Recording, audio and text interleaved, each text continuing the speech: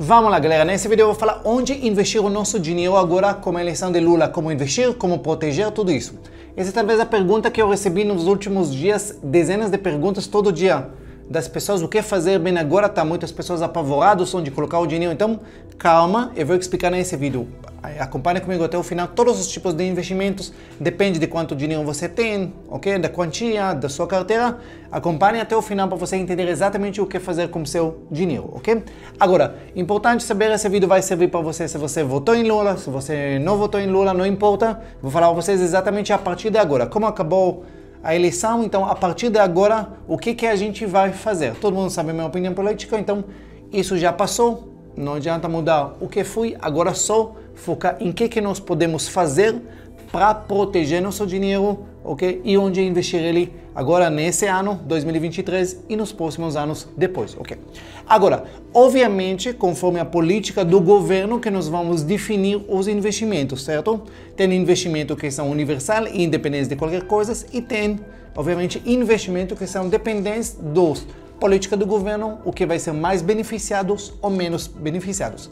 Como a gente ainda não tem muitas informações sobre a economia do governo Lula, mas em alguns dias já percebemos um pouco para onde a coisa vai andar, ok?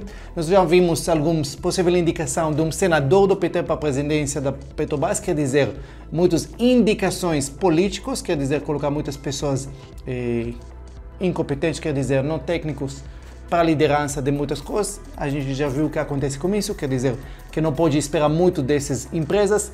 Estão falando já rumores sobre a criação de uma América Latina, uma união na América Latina, com todos esses países quebrados, adivinha quem vai bancar essa festa?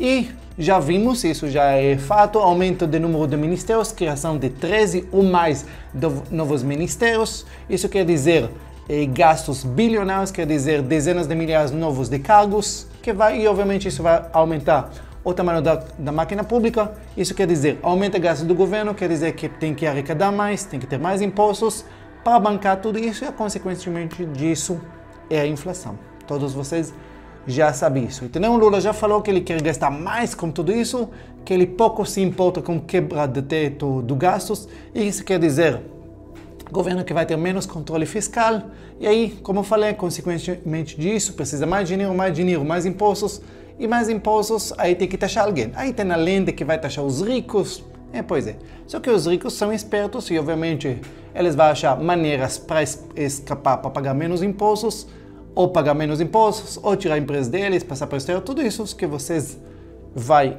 sabe ou vai aprender já como funciona isso na prática. Quer dizer que não vai conseguir arrecadar muito deles, vai ter que arrecadar em outros lugares, e aí já vai saber o que vai acontecer. Então, o que isso quer dizer? Isso é uma receita perfeita, aumenta a inflação. Então, quais as coisas bem que tem que fazer agora para proteger desses cenários e qual a melhor forma para investir? Então, vamos começar. Primeira coisa, antes de mais nada, tem que ter fundo de emergência. Isso não muda em qualquer governo, tanto faz, tem que ter fundo de emergência. Porque se você não está preparado, se você não tem fundo de emergência em momentos bons ou ruins, se vai acontecer alguma emergência, você está frito. Então, primeira coisa, tem que ter fundo de emergência. Onde a gente coloca bem fundo de emergência? Fundo de emergência tem que ser 6 a 12 vezes seu padrão de vida em lugares onde você tem liquidez diária. Quer dizer, a qualquer momento você pode tirar. Quais os lugares bem? Selic, CDBs com liquidez diária, que paga pelo menos 100% do CDI, serve para isso. Tem vários lugares que servem. Então, a primeira coisa que qualquer pessoa pode ter, não pode, deve ter, é fundo de emergência. Se não tem fundo de emergência, não dá para falar muito sobre outros investimentos. Primeira coisa. Agora, bem, como a gente agora, beleza, eu tenho um fundo de emergência, como eu me protejo contra a inflação? Ok. Contra a inflação tem títulos que são atrelados à inflação. Por exemplo, IPCA+, do Tesouro Direto, especialmente se você pretende para longo prazo, é um título que vai proteger. Independente se a inflação vai subir, esse título vai te ajudar. Caso a inflação vai querer ir, os juros e a taxa Selic também vai querer, quer dizer que as taxas no mercado, você vai poder até sacar antes do tempo e ganhar na marcação no mercado. Então, esse título pode ser interessante.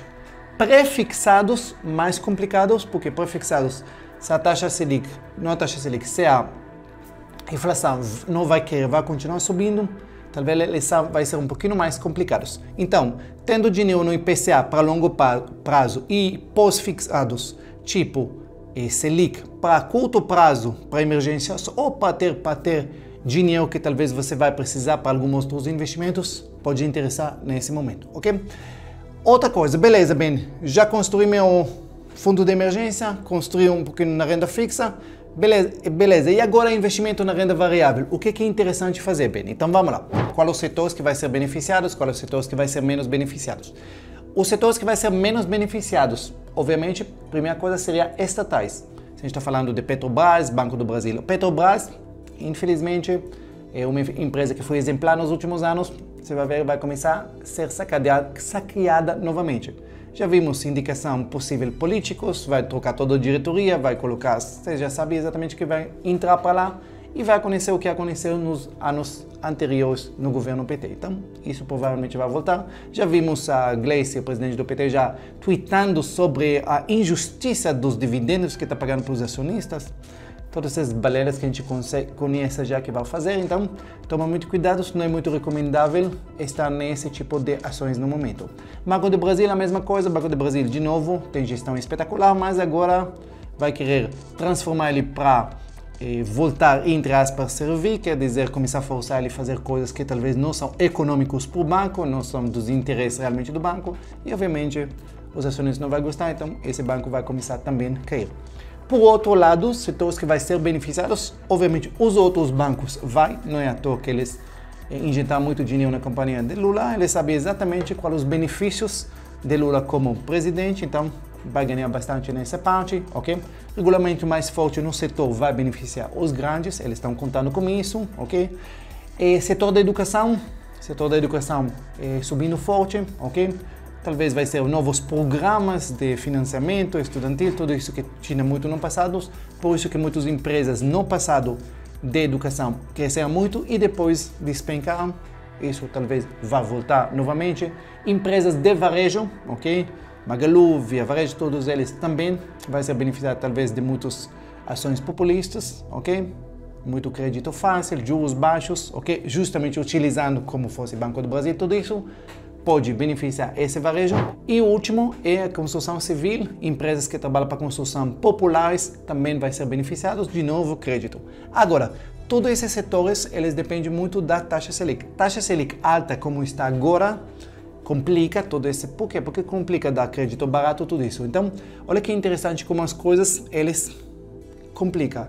Hoje em dia, em economia, isso é uma coisa, conforme ela é globalizada e ela é também dentro do país, uma coisa depende do outro. Então, se quiser dar crédito básico, crédito barato, se a taxa Selic é alta, você não consegue dar. E para baixar a taxa Selic, você tem que controlar a inflação. Se controlar a inflação, você não pode soltar dinheiro, porque se você solta dinheiro, tem que aumentar imposto. Se aumenta imposto, aumenta a inflação. Então, você tem que entender que muitas vezes as promessas que foram, nós vamos ter bastante problemas agora no momento. Então, mas vocês viram os setores que vão ser mais beneficiados ou outro. Agora, bem, o dólar.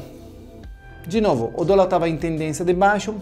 De novo, o dólar, a mesma coisa como eu falei para vocês antes. O dólar depende de controle de gastos públicos, tudo isso. Se a gente vai começar a ver estouro dos gastos públicos, isso vai afetar o dólar. O dólar é afetado por duas coisas, fatores externos e fatores internos. Fatores externos, como por exemplo, aumento de taxa de juros nos Estados Unidos, vocês já viram que acontece, ele atrai muitos, os dólares fluem do mundo todo para os Estados Unidos, quer dizer que dólar saindo daqui, aumenta o dólar aqui. É questão de procura e oferta.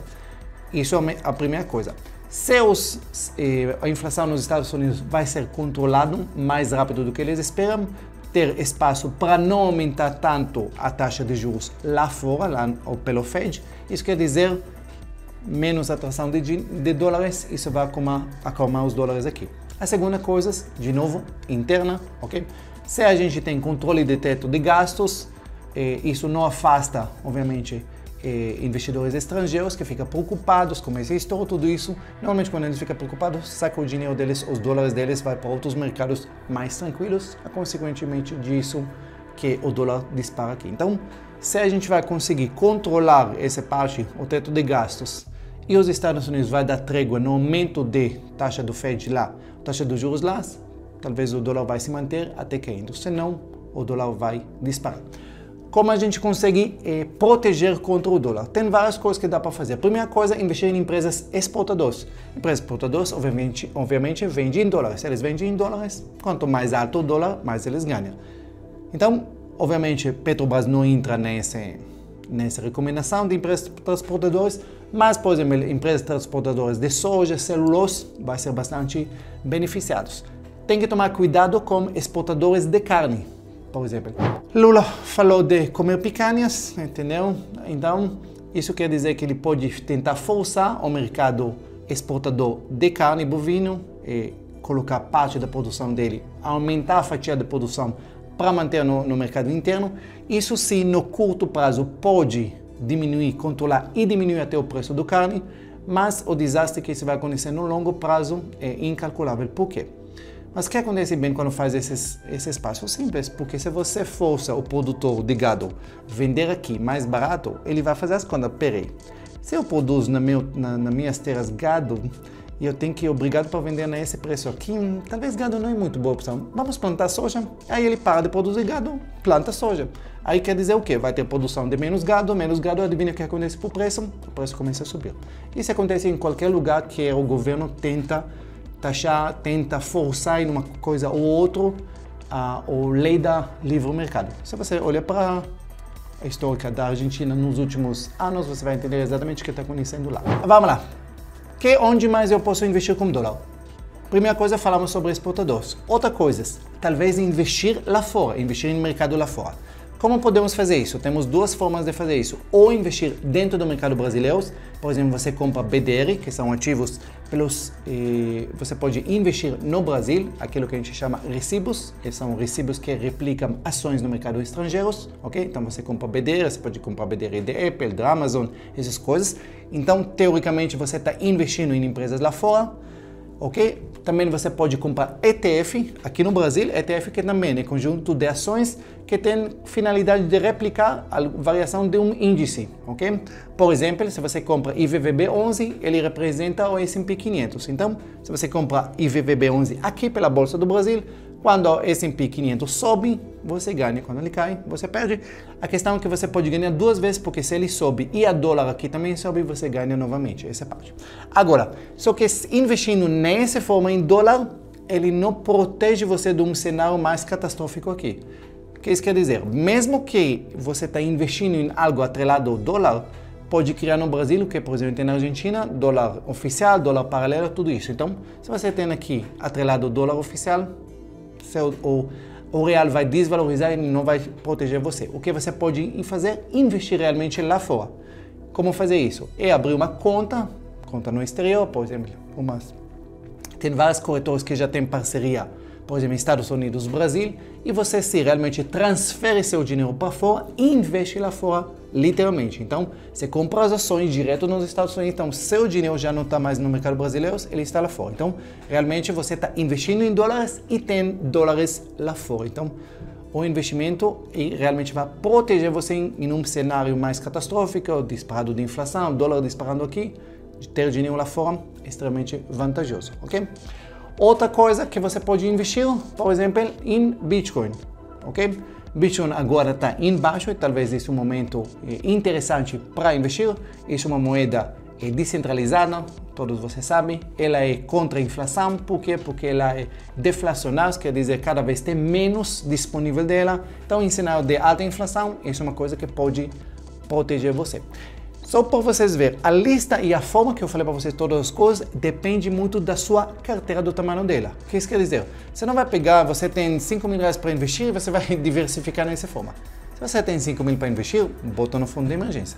Estamos falando de umas carteiras maiores, já que você tem mais dinheiro, você quer ver como eu diversifico para proteger, aí você vai começar, obviamente, fundo de emergência e descendo conforme você tem mais dinheiro para investir, ok?